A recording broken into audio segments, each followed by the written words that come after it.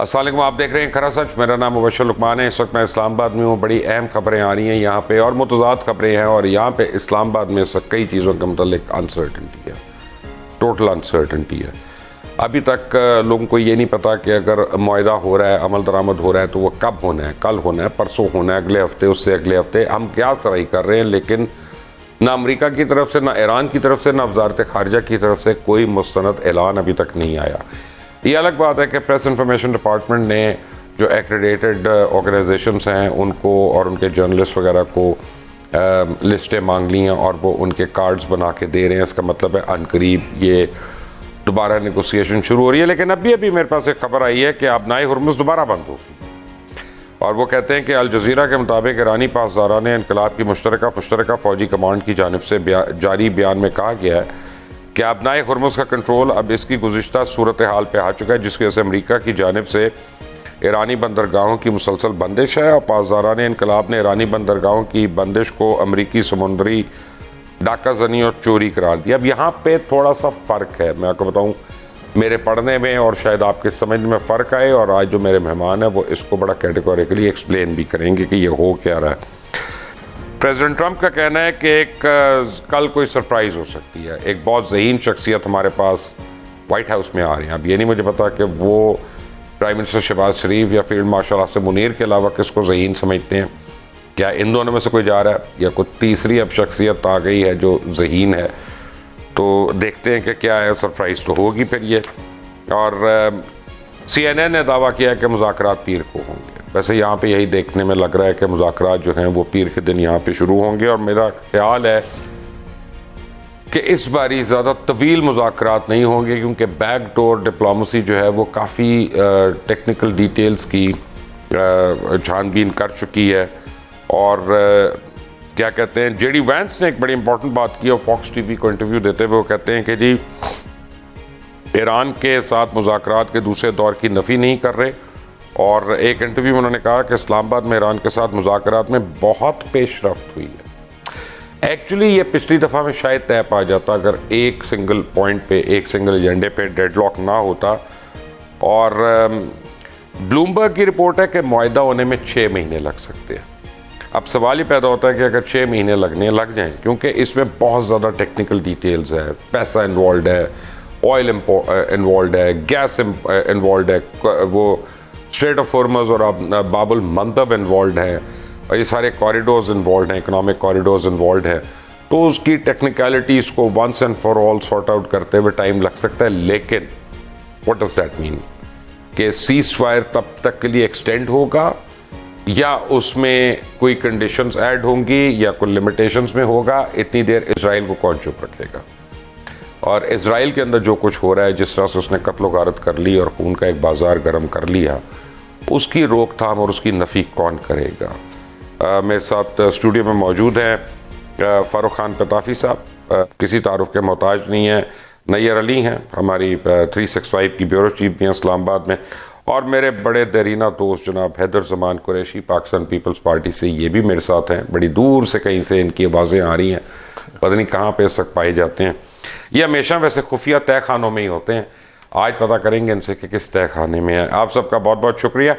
पताफी साहब, ये आबनाए हुर्मुज़ वाली मिस्ट्री ज़रा सॉल्व करें लोगों के लिए। जी बहुत बहुत शुक्रिया मुबशर लुकमान साहब। मेरे ख्याल में सबसे पहली बात ये हुई कि ऐलान कर दिया था उन्होंने लबनान के मामले के बाद के खुल गई है, लेकिन उसके बाद जो है, क्योंकि अमेरिका ने कहा कि हम अपनी ब्लॉकेड नहीं ख़त्म कर रहे ईरान की, तो उसकी वजह से उन्होंने दोबारा कहा कि आर्मी ने उसको कंट्रोल कर लिया है और अब हम दोबारा बंद कर रहे हैं। पहली बार उन्होंने अमेरिका को सीरियस ले लिया। जी उन्होंने लिया, लेकिन उसकी कहानी ये है कि फिर भी उन्होंने डिकॉन्फ्लिक्शन की जो लाइंस होती है ना, जहां जहां पे उन्होंने बारूदी सुरंगें बिछाई थी, उसका नक्शा दे दिया। तो अगर आपने दे दिया तो इसका मतलब ये है कि बात बन गई है, खुला हुआ है, लेकिन बाकी कुछ भी कहते रहे। लेकिन साथ साथ ये है कि पॉस्चरिंग तो नहीं हो रही है वैसे? जी मेरे ख्याल में बिल्कुल हो रही है। उसकी वजह ये है कि बहुत सारे लोग हैं जो चाहते हैं कि मामला खराब हो जाए। आपने एक का नाम लिया, इजराइल, उसकी इतनी ज्यादा एक्टिविज्म चल रहा है, इसी तरह से इंडिया का चल रहा है, इसी तरह से जो नाजायज औलादें होती है ना वैसे ही करती हैं। हाँ, लेकिन उनका है। तो आप एक साइड पे कहते रहते हैं कि मामला जो है ना मुश्किल में, ख़राब हैं, फंसे हुए, लेकिन दूसरी साइड पे आप काम भी करते रहते हैं। और मेरे ख्याल में इस डायलॉग भी चल रहा है और उसके साथ साथ ये पॉस्चरिंग भी हो रही है। जी, आपको क्या लग रहा है? मुबश्शिर साहब, बहुत शुक्रिया आपका। मेरा ख्याल है कि एक सफारती ज़बान होती है, एक नशरियाती ज़बान होती है, और सफारती ज़बान जो है वो उसके तहत इस वक्त मुज़ाकरात बैकग्राउंड पे भी और हर मुल्क में फिर के भी जारी हैं। और जो बाकी जो प्रेशर टैक्टिक्स हैं वो अपनी जगह होते हैं। आपको पता है कि जंग में एक अहम जुज़्व होता है कि किस तरह से जो है वो प्रेशर अपने मुखालिफ के ऊपर बरकरार रखना है अपनी शराइत मनवाने के लिए। तो एक दिन अब नाए हुरमुज़ खुलने का बयान है, दूसरे दिन बंद होने का बयान है। तो जहाँ कहीं लगता है, मुझे ये लग रहा है कि मुज़ाकरात जो है वो अब जिस नहज पर पहुँच चुके हैं, वहाँ से दोनों मुल्कों का बैक स्टेप पे जाना जो है वो दोनों के नुकसान में है, बल्कि पूरे खित्ते के नुकसान में है। तो अब ये मुझे पोस्टरिंग ज़्यादा है। डोनाल्ड ट्रंप को खित्ते की परवाह है? मेरा ख्याल है उसको नहीं है, लेकिन नवंबर में एक मिड-टर्म इलेक्शन होने जा रहा है, तो फिर क्या मैटर करता? फेस सेविंग जो है वो बहुत तो वो खित्ता नहीं, वो अपनी डोमेस्टिक पॉलिटिक्स की जी सर, फेस सेविंग इस वक्त उनको जरूरत है। नवंबर खास तौर पे हम देखें आगे उन्होंने करना है, और अंदर से जो मुखालफत है बहुत बड़ा फैक्टर है। लेकिन ये है कि क्यों वो डायलॉग कर रहा है, उसकी वजह ये है कि जितने मिलिट्री टारगेट्स थे वो तो गायब हो गए ना, खत्म कर दिया इन्होंने। अब रह गए सिविलियन टारगेट्स। अगर वो करते हैं तो एस्केलेशन हो जाएगी, उसके बाद जो है मिडल ईस्ट आ जाएगा उसके अंदर। दूसरी साइड पे कम से कम 22% सिविलियन टारगेट्स हिट हुए। जी, वो हुआ होगा, लेकिन बाय एक्सीडेंट हुआ, कॉलेज हुआ है, हॉस्पिटल्स हुए हैं, स्कूल भी हुआ ना हुआ है। लेकिन अभी ये है कि अब उनके पास और टारगेट ही नहीं है। अगर आपने करना है तो इसका मतलब ये है कि you'll have to commit to the ground invasion। अगर वो आपने कर ली तो फिर आप क्वैगमायर में फंस गए, आप 20 साल के लिए यहीं बैठे हैं, जो कि इजराइल चाहता है लेकिन अमेरिका नहीं चाहता। अच्छा जी, हैदर कुरैशी साहब, your 2 cents, what do you से?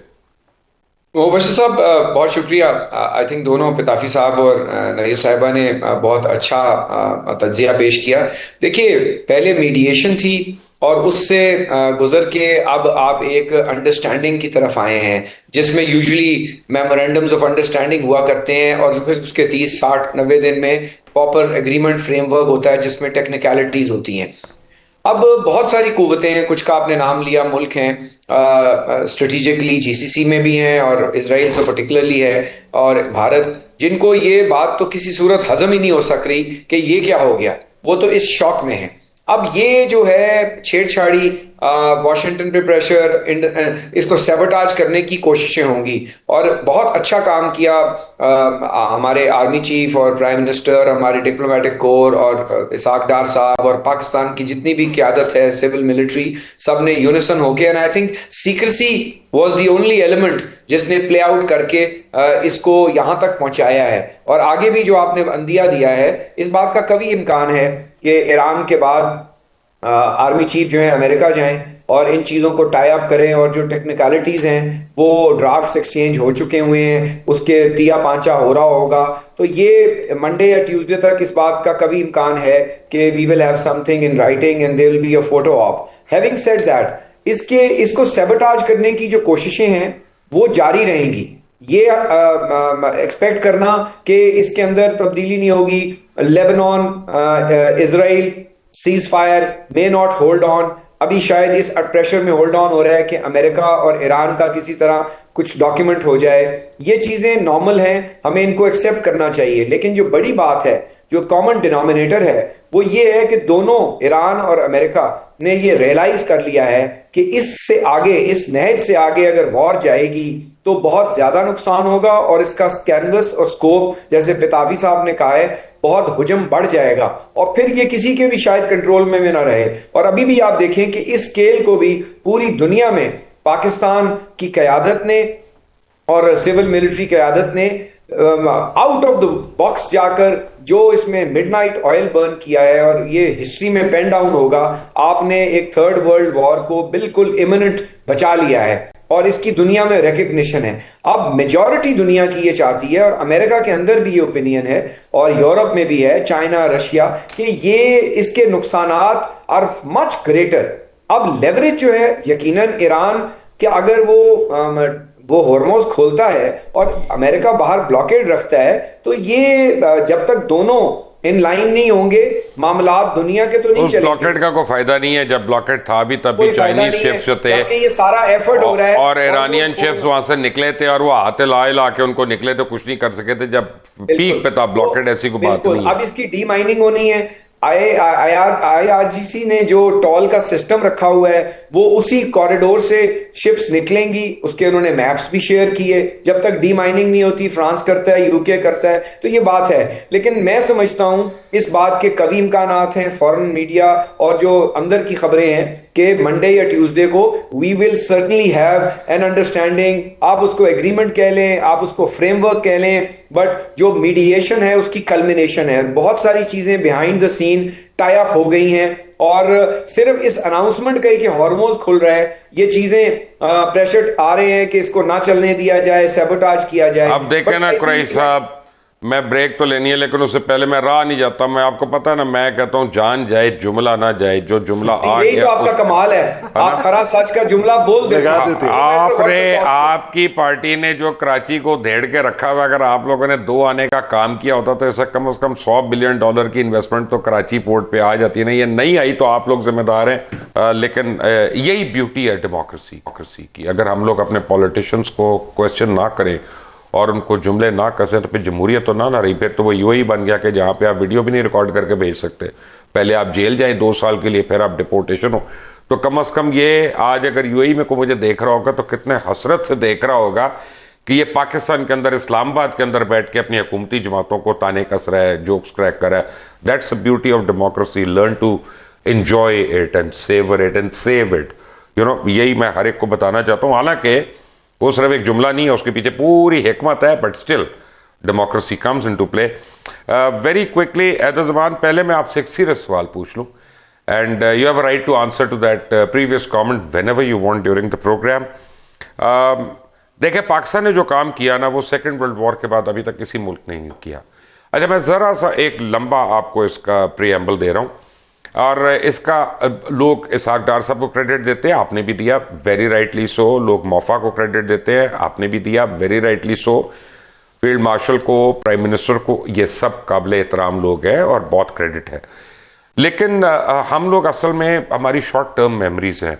ये जो डिप्लोमेसी में अपवर्ड ट्रेंड है, ये मैंने देखा था जब बुनियादुल मरसूस के बाद पाकिस्तान का एक delegation headed by Bilawal Bhutto Zardari, जब वो बाहर की दुनिया में गया था और पहली बारी अपनी जिंदगी में, कम से कम पहली बारी मैंने देखा कि हमने इंडियन डिप्लोमेसी को बिल्कुल उड़ा के रख दिया, क्लीन बोल्ड कर दिया। A 40 member contingent headed by Shashi Tharoor over there, they didn't know whether to laugh और टू क्राई। और इतना कॉम्प्रिहेंसिवली पाकिस्तान ने डिप्लोमेटिक जो है वहां पे एंडेवर्स अपने दिखाए। जब वहां से उस हाई पॉइंट से हमारी रिस्पेक्ट शुरू हुई है। जब पहले बहुत ही लो एंड पे थे, हमारी बातों को यकीन नहीं करते थे लोग को। हम कहते थे तालिबान हमारे नहीं है, तो लोग कहते थे झूठ बोल रहे हैं। हम कहते थे टीटीपी के दफ्तर यहाँ पे नहीं है, लोग कहते थे गलत बयानी का। अब उसके बाद लोगों ने हमारी बातों को सही लेना शुरू हुए। Now we have come to this point कि we are admired and being acknowledged by the world over, except India, Israel and one brotherly country, no names. But anyway, उनको भी पेट में उनके कीड़े हैं, वो तकलीफ देती है। Now we are in a perfect position. I think Bilawal Bhutto Zardari should take the initiative. He should take a delegation of MOFA and engage US congressman और जाकर आप उनसे कहलवाएं कि Pakistan should be a permanent member of the security council with the right to veto. Because अब पाकिस्तान ने वो position south Asia के अंदर अटेन कर ली है जिसकी पिछले 20 साल से इंडिया लॉबी करने की कोशिश कर रहा है। And now they failed. दुनिया के सामने वो एक्सपोज हो चुका है, मोदी बरहना हो चुका है पूरी दुनिया के सामने, और Pakistan is equipped to take that slot.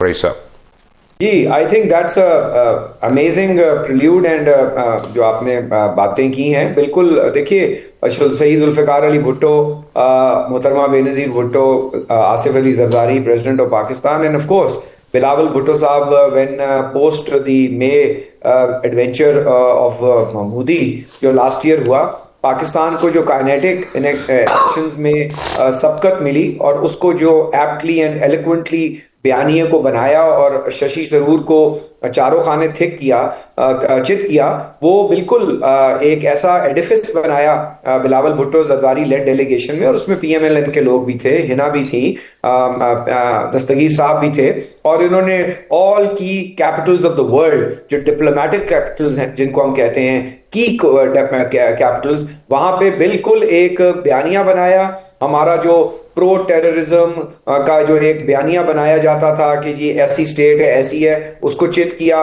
Bharat को बहुत अंदाज में झूठा किया, और अक़वाम आलम में आपकी से बड़ी ऑफ कोर्स आपका बयानिया along with the kinetic energy that you showed in the 4-5 day war with India. उसके बाद जब ये मामला हुआ, इसमें तो आपने कमाल ही कर दिया ना, क्योंकि देखिए ये इसके जो बेनिफिशियरी हैं वो तो इवेंचुअली शायद बहुत और लोग होंगे। पाकिस्तान का तो इसमें सिर्फ जो हमसाया मुल्क था और उससे जो आउटफॉल आना था, और माइंड यू उससे पहले हमारा एक अफगानिस्तान के साथ जो एस्केलेट हुई और जो हमने काइनेटिक एक्शंस लिए, वो भी दुनिया ने देखे कि ये तो वो मुल्क है जो टेररिज्म के खिलाफ डॉक्ट्राइन ऑफ हॉट परसूट, क्या ये तो हर किस्म की डॉक्ट्राइन यूज कर रहा है, और इसको गलत बताया गया कि ये नॉन स्टेट एक्टर्स के जरिए ये करता था, वो करता था। तो उसके पस मंजर में इस बैक डिप्लोमेसी के जो बिलावल भुट्टो साहब ने लेड किया, और ये बड़ा अच्छा आपकी तजवीज है, I am sure I will put it and cross everywhere in the forums of the party and otherwise. अब टाइम है कि once we cross this bridge, Allah ताला खैरियत से ये क्लोजर करे इन टॉक्स का, और इसके ऊपर हम वेट करें। पाकिस्तान एक ऑल पार्टी, मैं तो समझता हूं all party delegation with technocrats and politicians, we should go again meet all the key. पिछली बार 6 मेंबर्स थे, that was an all party thing virtually. जी बिल्कुल, जी बिल्कुल, और यूएन में हम बिल्कुल we can now launch a claim, because Bharat में ना डिप्लोमेटिक स्किल्स हैं भारत ने, बल्कि दुनिया में कनाडा उठा लें, अमेरिका उठा लें, मुख्तलिफ मुल्कों में इनके डॉसियर पकड़े गए, टेररिज्म करवाते रहे, सिक्स को मर्डर करवाते रहे, जो इनका कारनामे हैं वो दुनिया जान चुकी है। और पीस को इन्होंने कैसे कैसे इजराइल के साथ, ये उनके अब प्रॉक्सी फेस हैं, इन्होंने डिस्टेबलाइज किया, ये अमन के दुश्मन हैं, और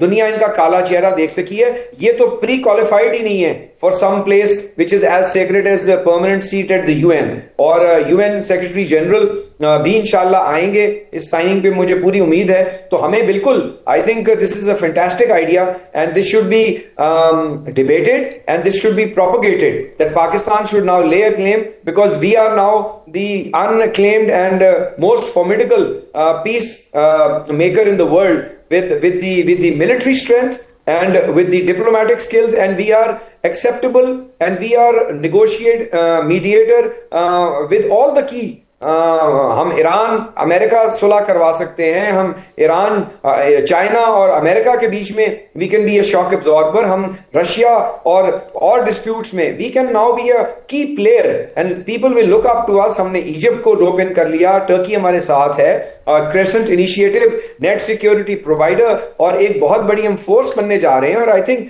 G20 या G6 जो हैं, या मेन जो अब दुनिया में प्लेयर्स हैं जिनके पास आर्मीज हैं, न्यूक्लियर एसेट्स हैं, लेकिन वो लेवरेज नहीं है। आई थिंक पाकिस्तान की लेवरेज जो सबसे बड़ी है कि हम एक्सेप्टेबल हैं और हमने किसी के खिलाफ बिला वजह जाकर एंटेगनाइज नहीं किया या जंगें नहीं लड़ी, हम बहुत सारे डिस्प्यूट्स में न्यूट्रल रहे, और यही वजह है कि people trust us and people trust us. We deliver not only on the diplomatic front but also on the military front.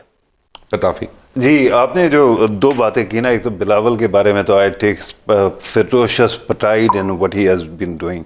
मेरे ख्याल में उस यंग आदमी ने, उर्दू में भी मुझे समझा दें आपने क्या इरशाद किया। जी, मैं बड़ा फख्र महसूस करता हूं जरिए आपने किया, ये अपनी मैं दरसी टेस्ट पेपर ले आऊं ताकि मैं समझ लूं आपने क्या उर्दू करवाएं इनकी। मैं जो है ना बड़ा फख्र महसूस करता हूं कि वो उस नौजवान ने जिस तरह पाकिस्तान का नाम रोशन किया, ये बात होगी, लेकिन ये जो आपने कहा ना कि परमानेंट सीट के लिए वो करे, पाकिस्तान ने पोजीशन ले ली है। पाकिस्तान की पोजीशन है कि वीटोज को खत्म करें, हमारे पास भी ना हो, किसी के पास ना हो। नहीं, वो ठीक है, वो और लेकिन इवेंचुअली ये भी नहीं खत्म होगी ना, वो तो एक किताबी सर बात वो है, लेकिन बात ये होती है कि जब आप अपनी आर्गुमेंट चेंज करते हैं तो इंडिया के पास आपसे ज्यादा डिप्लोमेटिक मसल है, नहीं है तो ना, वो हमने इंडिया देख लिया इंडिया यार, ले जाएगा वो सर। हमने देख लिया उनका मसल जो पुराना मसल है, बुढ़ा मसल है, और वो झूठा एक्सपोज हो गया। नहीं वो अच्छा चले, बहरहाल इस पे वापस आते ही ये जो वाकयात आप बात करते ये हैं आपकी तरह के हर यूथिया के साथ मुझे को I run into a wall does करके यूं करके ना करे करे ऐसे। मैं यूथिया हूँ, कह रहा हूँ अल्लाह में याद करें जरा,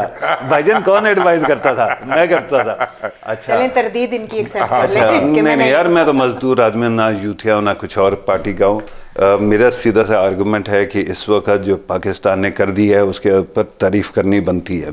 आप अपने ये जो फॉरेन मैं अब आपको बताता हूँ, मेरा पॉइंट भी बड़ा सिंपल है, हमने इनकैश भी करना है जी बिल्कुल। अपना, हम वो टिपिकल पंजाबी हम लोग जो है ना कि शो शाह करके उस बार रोटी खाई और सो गए, वो सुबह उठे पता चला गैस होगी नहीं, वो नहीं करना, हमने इसको यूज करना है। सर जी, जब से आपने फॉरेन मिनिस्टर एक चार्टर्ड अकाउंटेंट को लगाया है तो आपका फोकस ही है कि इकोनॉमिक डिप्लोमेसी से बेनिफिट लेना है, और हम ले रहे हैं।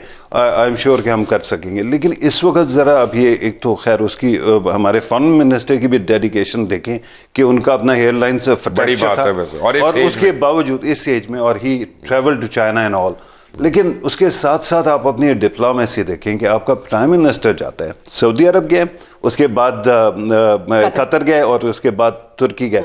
तुर्की में जाके शाम के वज़ीर सदर से भी मिला है, जिनके बारे में वो किया जाता है। लेकिन दूसरी साइड पे ये भी है कि हमारे आर्मी चीफ जब जाते हैं यहाँ पे ईरान, तो एक एक ब्लॉक पे जाके उन्होंने इंटरेक्ट किया और उससे काफ़ी उनको कन्विंस करा। आप बताएं जी। देखें, ये जो डिप्लोमेटिक फ्रंट्स हैं जितने भी हैं, चाहे आर्मी चीफ जो हैं वो जा रहे हैं और जाके वो अपना एक काम करें। ईरान के साथ देखें, एक वॉर जोन के अंदर जाना, क्योंकि ईरान जो है वो वहाँ पे तो इस वक्त जो है वो कोई भी जाने से पहले कई बार सोचता है, लेकिन फील्ड मार्शल का इस तरह से वहाँ वॉर जोन के अंदर पहुँचना और ये इन मुज़ाकरात की और मुज़ाकराती अमल के आगे बढ़ने की जो संजीदगी है उसकी तरफ एक वाज़ेह इशारा है। तो बहुत सारे स्पॉयलर्स भी हैं और बहुत सारे ये एक तरीक़ाकार भी होता है कि लोगों की तवज्जो जो है वो किस तरह से बटाई जाए। तो इस वक्त जो है वो जो आपने शुरू में अपने इंट्रो में ये बात कही थी ना कि कन्फ्यूजन है, इस हद तक कन्फ्यूजन है कि आज की इस 1 घंटे के अंदर 3 अलग बातें आ चुकी हैं। एक तरफ से जो है वो हुकूमती आला तरीन ज़राए के हवाले से जो है वो ये बात सामने आ चुकी है कि मंडे को जो है वो कोई मुज़ाकरात नहीं हो रहे। दूसरी तरफ से एक और हुकूमती आला तरीन ज़राए की तरफ से ये बात आ रही है कि कल से जनाब वो यहाँ पे सिलसिला शुरू हो जाएगा। अल्लाह सुबह जो मैं आपको रात को पूरी खबर दे दूंगा, आप उसकी टेंशन ना लें, आगे चले, काम की बात करें। ये हमें इधर उधर की है ना रोजनामा सास वाली खबरें देने का हमारा टाइम नहीं है। तो मैं आपको फर्क बताता हूँ, जो होना है वो तो पता चल जाना है लोगों को, वो तो सारे वही खबर दे रहे होंगे। हमें बताना है कि how Pakistan can benefit from it. Yes exactly. अपना कुरैशी साहब, मैं आपकी तरफ आ रहा हूं now. My other question and request to you is कि आप, क्योंकि बड़ी आप आइडियल पोजीशन में हैं, you have the eyes and the ears of chairman Bilawal Bhutto, आप उनको कहें कि और कुछ नहीं तो कल या परसों जैसे ही ये टॉक्स इनिशिएट होती हैं, वो प्राइम मिनिस्टर को कह के OIC का इजलास बुला लें। हम रीजन के तो लीडर्स बन जाएंगे एकदम से अगर हम OIC का इजलास इमीडिएटली कॉल ऑन कर लेते हैं। मुबश्शिर साहब, आई थिंक ये बात कुछ हद तक डिलिबरेट भी हुई है। OIC के लीडर बनने के फवायद भी हैं सर, और यकीनन नुकसानात भी हैं। अगर आप GCC की कॉन्फ्लिक्ट की जो विद इन GCC है इथॉस देखें तो वहां पे भी विद इन दी GCC कुछ मुल्क हैं जो वो लीड करना चाह रहे थे, और I think kingdom major lead role लेना चाहता है। तो we have to tread carefully. हम OIC के की प्लेयर बन जाएं तो I think leadership I think इस वक्त मैं आपको एक बात बताता हूं, मैं बड़ी अनप्रोफेशनल नॉन डिप्लोमेटिक लैंग्वेज इस्तेमाल करने लगा हूं। इस वक्त मिडल ईस्ट में किसी मुल्क की हिम्मत नहीं है कि पाकिस्तान के आगे खड़ा हो। They have to accept our point of view.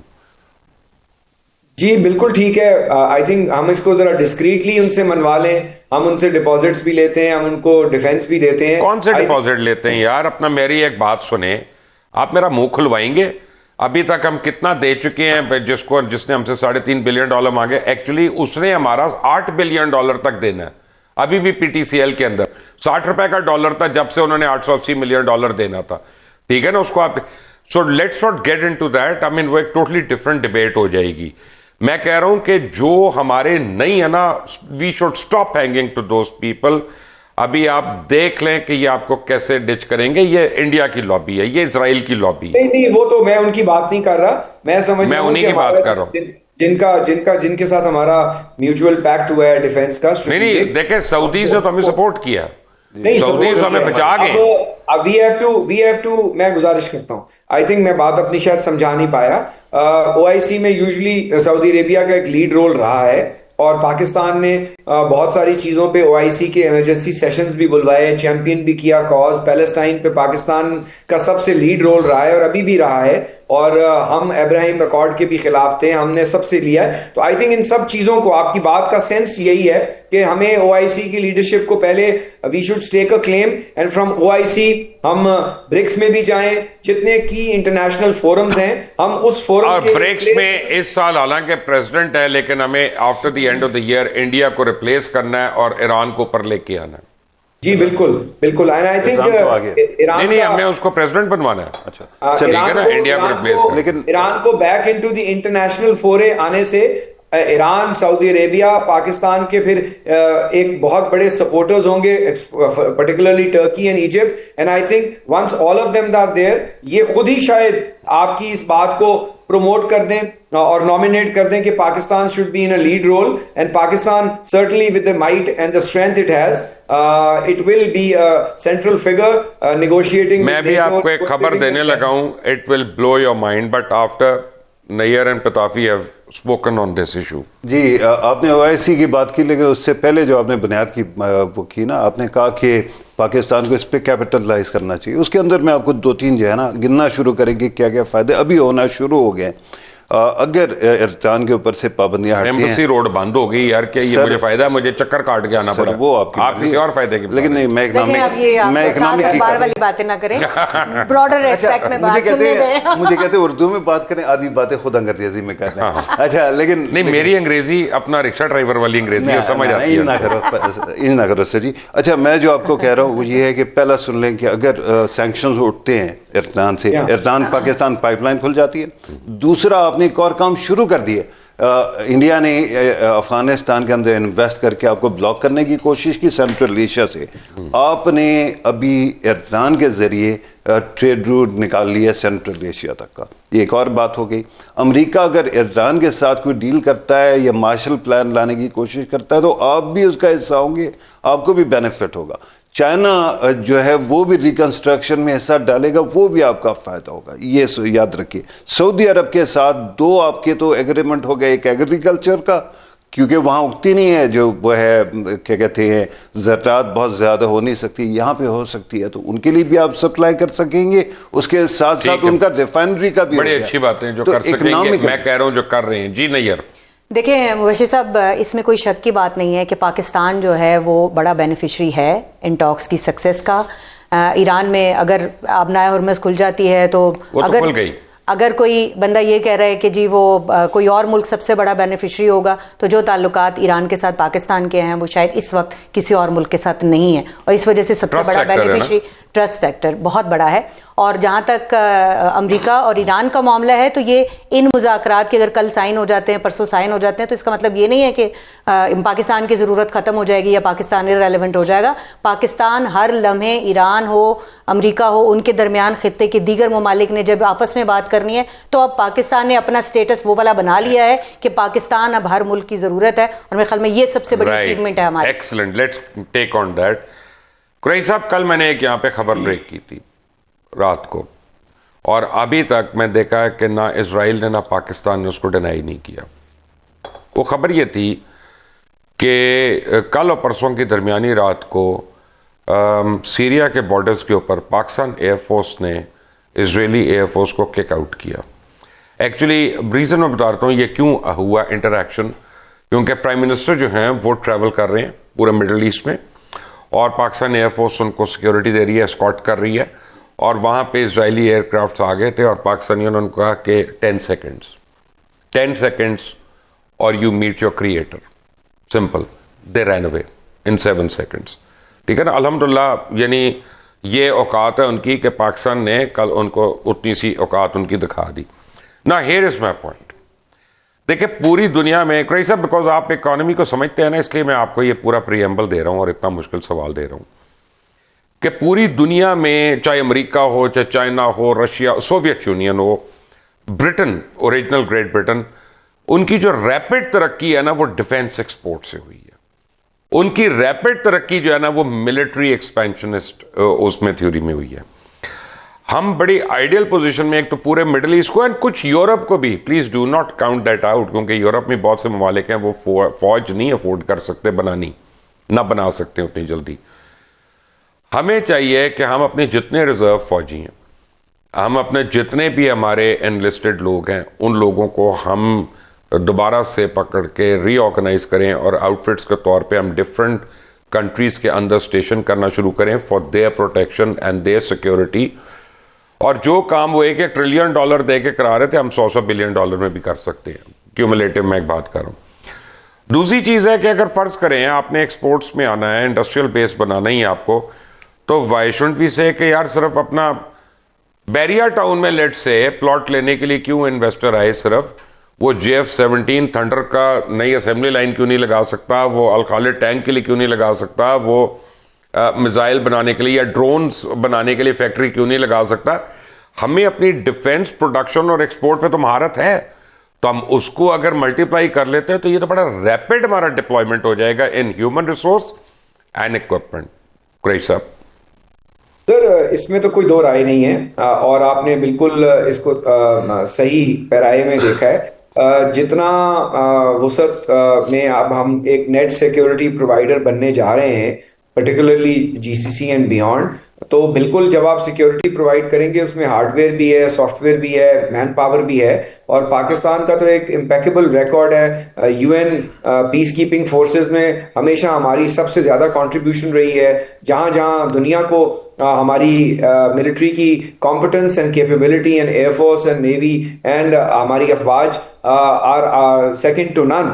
और जो आपने भी इजराइल की मिसाल दी, हमारी एयरफोर्स इज अनडाउटेडली, जो हमारे पास इस वक्त इक्विपमेंट है और जो हम वहाँ बनाने जा रहे हैं, और चाइना के इश्तराक से, और जो हमने ये वॉर शुरू होने से पहले, अगर आपको याद हो, पिछले साल के 3-4 महीने में जो अजरबैजान, उज़्बेकिस्तान, मैं आपको एक टेक्निकल बात बताता हूँ यहाँ पे क्राइस साहब, लेट मी इंटरजेक्ट, जो लेट मी इंटरजेक्ट, उसमें से जो हम एक्सपोर्ट्स करते हैं, तो ये इसको हम हमारा की सेक्टर बन सकता है for exports and revenues, not only in terms of software, hardware, man power, और बिल्कुल हमारे पास बहुत सारी रिजर्व है। जो रिटायर्ड लोग हैं हम उनको डिब्यूट कर सकते हैं for close protection, for other kinds of protections. और ये हमारा एक स्किल्ड ह्यूमन रिसोर्स है पोस्ट रिटायरमेंट, जिनको हम to our advantage and for earning foreign exchange, और एक बहुत बड़ी डिफेंस इंडस्ट्री इंटीग्रेटेड खड़ी हो सकती है, जिसमें ड्रोन्स हैं, मिसाइल्स हैं,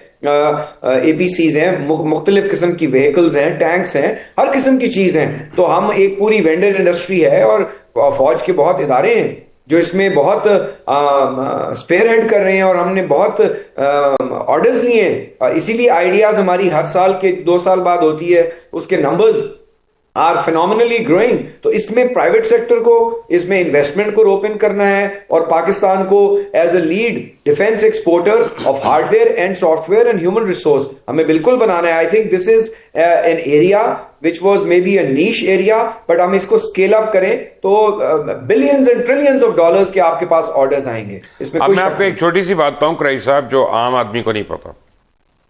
अभी तो हम JF-17 ब्लॉक 3 बना रहे हैं ना, थंडर जो है। जब ये 1 आया था ना, उससे पहले जब चाइना ने हमें अपना प्लेन दिया था, मैं ऑन रिकॉर्ड आपको बता रहा हूं, और मैं चैलेंज कर रहा हूं अगर मेरी इंफॉर्मेशन सही को गलत साबित कर दे।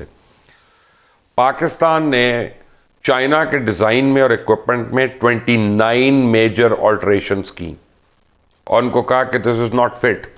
और स्ट्रक्चर से लेके, एवियोनिक्स से लेके, वेपन से लेके इक्विपमेंट तक 29 मेजर चेंजेस।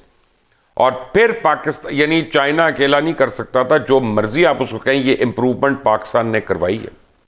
आप सही कह रहे हैं सर। नॉट ओनली दैट, बल्कि जो हमारे F-16s थे वो हमने जो टर्की से कुछ और उसमें चीजें की, हमने उसमें ऐसी इंप्रूवमेंट्स की हैं जो शायद बहुत सारे और ममालिक में F-16s में, इवन सऊदी अरेबिया में जो हैं उनमें ना हो। तो हमारे जो साइंटिस्ट हैं, हमारे जो एयरमैन हैं, हमारे जो एरोनॉटिकल इंजीनियर्स हैं, दे आर माशाल्लाह वे हेड। एंड सो ये जिस तरह से हम C-130 उड़ा रहे हैं, कोई और उड़ा के दिखाए इस मॉडल का C-130 में मान जाऊंगा। बिल्कुल सर आप सही कह रहे हैं। और अभी अगर इरानियंस के साथ आपका इश्तराक हो जाए, चाइनीज का इनपुट आ जाए, तो ये अक़वाम आलम में तो ये it will be the most amazing defence cocktail. And Saudi finance हो उसमें सर। ये तो फिर देखे ना, फाइनेंस के बगैर तो आपको पता है कुछ होता नहीं है।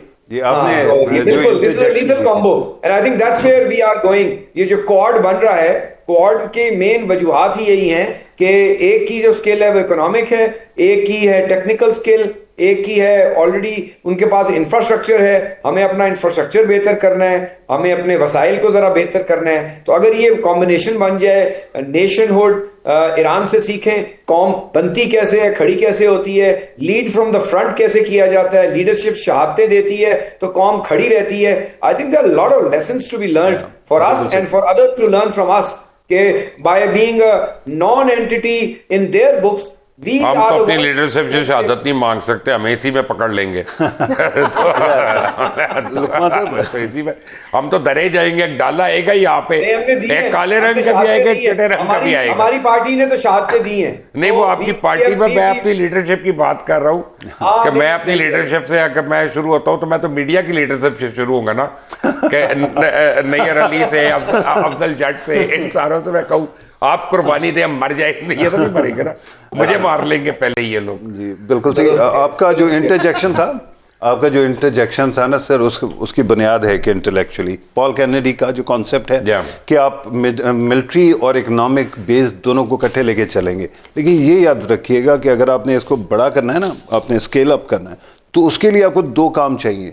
एक तो ये है कि military industrial base is a function of your industrial base. अगर आप मैन्युफैक्चरिंग कर रहे होंगे मुल्क के अंदर तो फिर इसके ऊपर बुनियाद रख सकते हैं। अभी भी चाइना के साथ जो आप जेवी करते हैं ना सर, उसके अंदर चिप्स और जो माइक्रो प्रोसेसर्स है वो चाइना से आते हैं, ताइवान से मोस्टली। जी चाइना से भी आते हैं। अब चाइना ने बड़ा अच्छे अपने गेम कर लिए। लेकिन इस वक्त अगर आप स्केल अप करना चाहते हैं तो पहला काम तो ये है कि मैन्युफैक्चरिंग में वापस लेके आएँ और उसके लिए इंडस्ट्रियल डेवलपमेंट कॉरपोरेशन को जो है ना दोबारा से जिंदा करें, जो कि अब बंद ठहरी है बिल्डिंग। उसको आपने एक दफ़ा कर लिया और आपके मुल्क के अंदर प्रोडक्शन शुरू हो गई तो स्काई इज द लिमिट। अभी भी हम कर रहे हैं। वैसे आप ये याद रखें कि हमने लीबिया और उसके साथ सूडान में आपके JF-17 थंडर गए हैं ना, अभी सऊदीज़ ने आपसे ख़रीदे और वहाँ दिए, तो ये हम करना शुरू हो गए। लेकिन मसला ये है कि पाकिस्तान की मिलिट्री मसल बहुत इफेक्टिव है, बहुत गुटरोन है, लेकिन बाकी जो हमारी टांगें हैं उनको पोलियो हुआ है। और इसकी वजह से हम जो है ना अपने मुल्क के अंदर एक आम सादा टीवी और एक सादा मोबाइल फ़ोन नहीं सही तरह से बना सक रहे। जब तक आप वो नहीं करेंगे तो you won't be able to compete. और AI के अंदर तो हमने कह के ना, बाय द वे टीवी हम 1965 से बना रहे हैं सर, हाई क्वालिटी। मैं आपको बता दूं, एक्सपोर्ट का कौन सी, वो भी आसान अल्फाज में कुर्बानी मांग रहे हैं, वो भी आप कुर्बानी मांग रहे हैं। और मोबाइल फोन का आपको बताता हूँ, अगर आपने आईफोन यहाँ पे असेंबल करना है, सीधा $15 बिलियन की इन्वेस्टमेंट है। मैं आपको शुरू करवा देता हूँ, आप $15 बिलियन ले आए। सो कहने की बात है, हम अभी अपने आप को वो 3.5 साल के लॉस से निकालने की कोशिश करें, जहां पे हम बैंकक्रप्ट हो रहे थे, डिफॉल्ट हो रहे थे। अब वहां से हम ये बातें करना शुरू हो गए कि हम ग्लोबल लीडर बन गए। आप वो दिन याद करें, चंद साल पहले की बात है कि जब सारे हमें समझाते थे 40 दिन दूर है, मुझे को गिन के बताते थे नहीं 22 दिन रह गए हमारी बैंकरप्सी में श्रीलंका के, हम 20 दिन पीछे हैं, ये बातें हो रही थी। इस वक्त हम 4 लोग यहाँ पे बात कर रहे हैं कि पाकिस्तान कैसे रीजन का दादा बना हुआ है और कोई हमसे हमारा देखने वाला डिसएग्री नहीं करेगा। ये कम अचीवमेंट है कुरैशी साहब? Is that any less of an achievement? Absolutely. From 3 weeks of foreign reserves, we have 4 months of forex cover. We are being discussed. We are the center stage player. दुनिया का कोई media, दुनिया का कोई मुल्क किसी भी जबान में वो पाकिस्तान का या तशक्कर पाकिस्तान कर रहा है या थैंक कर रहा है। वो गाने बना रहे हैं हमारे ऊपर यार, अपनी अपनी जुबानों में। बिल्कुल गाने बना रहे हैं। हाँ। सही कह रहे हैं आप। तो ये जो रिकग्निशन है, ये जो आपने अल्लाह ताला के खसूसी करम से आपको ये जो एक मिली है windfall opportunity out of your hard work and sincerity of purpose for global piece, इसको अब हमने कैटापुल्ट करके, बयान करके, अपने लिए इकोनॉमिकली, अपने लिए डिप्लोमेटिकली फर्दर इसको स्ट्रेंथन करना है। और उसमें डिफेंस है, एक्सपोर्ट्स है, आप अपने ओवरसीज पाकिस्तानीज को और एक्सपोर्ट करें, जहां बिल्डिंग होनी है, सऊदी अरेबिया में तरक्की का अमल शुरू होना है, ईरान में होना है, जहां जहां आपको इकोनॉमिक शेयर मिल सकता है वो करें। और जिस जिस इंडस्ट्री को, और बिल्कुल आई थिंक पिताफी साहब का ये पॉइंट जरूर सही है कि हमें अपनी लार्ज स्केल मैन्युफैक्चरिंग इंडस्ट्री को जो है ना, जो कि बहुत ही एक फ्रेजाइल है, हाँ, तो उसके लिए पहले हम ये समझ लें कि हमारा बिजनेसमैन चोर नहीं है। आप एफबीआर को और अपने बाबुओं को समझा लें कि जो कारोबारी आदमी होता है वो नेमत होता है किसी मुल्क के लिए। ये तो उसको चोर साबित करने पे तुले होते हैं। लेकिन आपने नोट नहीं किया, वो कहते हैं मेरी एक बात सही है, वो कंडीशनली एग्री करे तो ठीक है, वो हर बात को तो नहीं कह सकते ना, पीपल्स पार्टी है। क्यों नहीं? देखिए, मैं वक्त की कदर में एक बात का जिक्र किया है, मैं आपकी बहुत बातों से एग्री करता हूं। And lastly, ports and shipping being a federal government issue, yes it should be, and Karachi should be at least developed, और बहुत कोशिश की जा रही है, लेकिन और भी होनी चाहिए, उसको वसाइल और दें और हम सब मिलकर उसको equip करें with the challenges and the opportunities जो हमें इस वक्त मिल रही हैं। Port city of Karachi and और पोर्ट्स भी हम जो हमने डेवलप किए हैं गवादर, उनको भी फुली फंक्शनल करें। और कराची को पहले आप हमें ये तो दिखाएं, आप कराची में हर आदमी को पीने का पानी घर पे पहुंचा सकते हैं कि नहीं, उसके बाद हम आपको वो भी दे देते हैं, पोर्ट्स एंड शिपिंग भी। यार अब वो मुझे टैंकर से मंगाना पड़ता है वहां पे किसी भी कराची वाले को, ये आपको मैं दे दूं तो ये भी टैंकरों से आएगी। बिल्कुल, we need to make Karachi under one. बिल्कुल, यानी वो एग्री भी कर रहे हैं। हाँ, नहीं, वो मैं 19 कब की बात बता रहा हूँ आपको, 79 की, इमीडिएटली आफ्टर ओ लेवल्स वगैरह के टाइम से मैं छुट्टियों पे गया कराची अपने कज़न के साथ। मैं कसम खा के आपको कह रहा हूँ कुरैशी साहब, हम लोग आपस में बातें कर रहे थे यंगस्टर्स के, पेरिस जाने की क्या जरूरत है, कराची आ जाओ, फला जगह जाने की क्या जरूरत है, कराची आ जाओ। It used to be so vibrant, so beautiful, and the people are still wonderful and they are full of love and affection. लेकिन कितनी बदकिस्मती है, और उसमें काफी कसूर उन लोगों का है जिनको आप प्रोग्राम के शुरू में डिफेंड कर रहे थे, हम केमसाई में। क्यों नहीं है साहबा? देखिए, जो कराची का फैक्टर है वो तो मौजूद है, लेकिन जो आपका प्रोग्राम है वो कैनवस आप जो है वो महदूद कर रहे हैं। मेरा ख्याल है इस वक्त अपने दोस्त की जो टांग है वो भी आपने खींचनी है लाजमी। लेकिन इस वक्त जो हम बात कर रहे हैं ना, जो अभी बता यार आपकी कुर्बानी मांगी थी आपसे, ये एडवाइस तो नहीं मांगी। एडवाइस के साथ कुर्बानी आती है, तो आप अगर मेरी एडवाइस नहीं ले रहे तो मेरी कुर्बानी मांगने का आपको कोई हक नहीं है। तो इसलिए जनाब देखिए, अफजल भट्ट साहब भी लीडर हैं, अफजल जट साहब जो भी हैं, भट्ट साहब, अफजल भट्ट साहब, आपने 2 बार जो है उनका नाम गलत बोल दिया। चले यार, माजर कत्ल करते हैं मुझे। आप कत्ल और कुर्बानी से आते हैं, लेकिन मेरा पॉइंट इस पे ले लें। देखिए, पाकिस्तान आज जो है वो मैन्युफैक्चरिंग नहीं कर रहा है। पाकिस्तान चाइना के साथ मिलकर, आपको पता है कितने नेवी के शिप्स जो हैं वो पाकिस्तान और चाइना के कोलैबोरेशन से बने हैं, सबमरीन बनी है। इस वक्त एयरफोर्स जो है वो अपने तई जो है वो बहुत कुछ खुद यहाँ पर जो है वो बना रहे हैं, और मुख्तलिफ मुल्कों के साथ उनको असिस्ट भी कर रहे हैं और उनको गाइड भी कर रहे हैं। तो ये चीज़ें जो हैं ये एक ऑन गोइंग प्रोसेस है और ये चल रहा है, और ये मजीद बेहतर होगा उस वक्त जब पाकिस्तान की मैशत बेहतर होगी। जिस रास्ते पर गामजन है इसी रास्ते पर चलती रहेगी, और जो स्पॉयलर्स हैं उनसे हम बचकर जो है ये अपना मुज़ाकराती अमल कंप्लीट करेंगे, और आगे भी इस तरह के अमल जो है उनके अंदर चलते रहेंगे। तो यकीनन पॉजिटिविटी जो है वो पॉजिटिविटी को रास्ता दिखाती है। तो इस वक्त हम एक मुस्बत रास्ते के ऊपर हैं। मेरा ख्याल है कि अगर हम इसी रास्ते पर चलते रहेंगे तो आगे और बहुत मजीद बेहतरियां जो है उनमें दिखाई देंगी। इनकी बात से एग्री करते हुए मुबश्शिर साहब, लेकिन सिर्फ एम्फेसिस का डिफरेंस है, इकोनॉमी ठीक होगी तो सब ठीक होगा। जी बिल्कुल, सबसे पहले वो होना चाहिए सर, उसके अंदर कुछ कॉमन सेंस। करना किसने ठीक? औरंगजेब साहब से नहीं ठीक हो रही सर, बिजनेस कम्युनिटी ने अच्छा लगे या बुरा लगे, आपके फाइनेंस मिनिस्टर को तो क्लू भी नहीं है कि इकोनॉमी कैसे सर बड़ा अच्छा काम कर लेते नहीं यार अपना, मुझे लेकिन फाइनेंस मिनिस्टर को छोड़ें, कम रह गया। अच्छा, फाइनेंस मिनिस्टर की बात नहीं करते, असल में तो बिजनेसमैन ने काम उठाना होता है ना। कॉमन सेंस की इंडस्ट्री के वैक्यूम्स हैं सर, उसको भर लें। मुल्क के अंदर कहते हैं कि प्रोटीन कोई लोगों को नहीं मिल रही है, पाकिस्तान के अंदर फिश इतनी ज्यादा होती है, आपने लोगों तक वो नहीं किया। डूइंग बिजनेस जब तक नहीं होगी तब तक कारोबारी हजरात इसी तरह परेशान कितना, अगर आपके पास 12 करोड़ रुपया अभी, तो आपके लिए सेफ इन्वेस्टमेंट जो है वो रियल एस्टेट है। आप अगर इंडस्ट्री शुरू करते हैं तो 30 डिपार्टमेंटों से आपको 30 एनओसी लेने पड़ेंगे, कोई भी बगैर रिश्वत दिए नहीं मिलेगा, और ये भी गारंटी नहीं कि मिल जाएगा। उसके बाद जो आपके पास चेक्स होते रहेंगे, जो आपके ऊपर हैरेसमेंट होती रहेगी, फिर जिस कीमत पे आपको बिजली मिल रही है और जितनी देर के लिए मिल रही है, जिस कीमत पे गैस मिलनी है, यार बिजनेस के लिए सहूलतें, ease of doing business tension वाले हालात है। लेकिन कारोबार करना इस मुल्क में जिहाद है। सर बिल्कुल होगा, और लेकिन जो आदमी अच्छा कारोबारी होता है उसको तो हमने कहना होता करप्ट है। सर SIFC जो है ना, उसने बड़ा काम करने की कोशिश की है। ये प्राइम मिनिस्टर ने कुछ मेरा वगैरह मुंह खुलवा रहे हैं। आपकी यार मर्जी है, आ जाएगा प्लीज, उसको नहीं, नहीं, आपकी मैं मर्जी है। साथ हूं, ये जान जान के मुझे उकसा रहे हैं अपने इस तरह की सर द बातें करने कॉन्सेप्ट पे। इज, आपने कहा 30 जो है ना खिड़कियां हैं, तो एक खिड़की बना दी और आप वहां जाते। यार कुरैशी साहब से पूछे हुकूमत कैसे है, हैदर जमान कुरैशी साहब खुदा को हाजिर नाजिर जान के बताएं जो मैं कह रहा हूं सही है कि नहीं है। इस मुल्क में जिहाद के करीब है अपना बिजनेस करना, इंडस्ट्री लगाना। सर इसमें तो कोई दो राय नहीं है कि जो लोग बेचारे माड़ी मोटी इंडस्ट्री चला रहे हैं, आप देखें ना कि दर्जनों मल्टीनेशनल्स चलेगी। क्यों चलेगी? सुपर टैक्स और ये भेड़िए, और आप रिपैट्रिएशन नहीं कर सकते।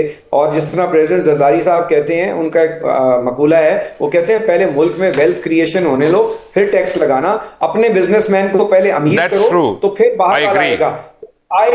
यहाँ पे FBR को सबसे पहले जो चीज FBR को प्राइवेटाइज कर दे अगर इस मुल्क को बचाना है तो। मैं आपको बता रहा हूं सबसे पहले प्राइवेटाइज FBR को करे। FBR हैं, ये जो बाबू बैठे हैं, जो फ्लीस कर रहे हैं, ये वो भी FBR को प्राइवेटाइज करेंगे तो ठीक होगा। मैं आपको बता रहा हूं। हैदर जमान कुरैशी, फारूक खान पेताफी, नैयर अली, आप सबका बहुत बहुत शुक्रिया। इसके लिए इतना ही। कल फिर मुलाकात होगी। Until the next time, Allah Hafiz.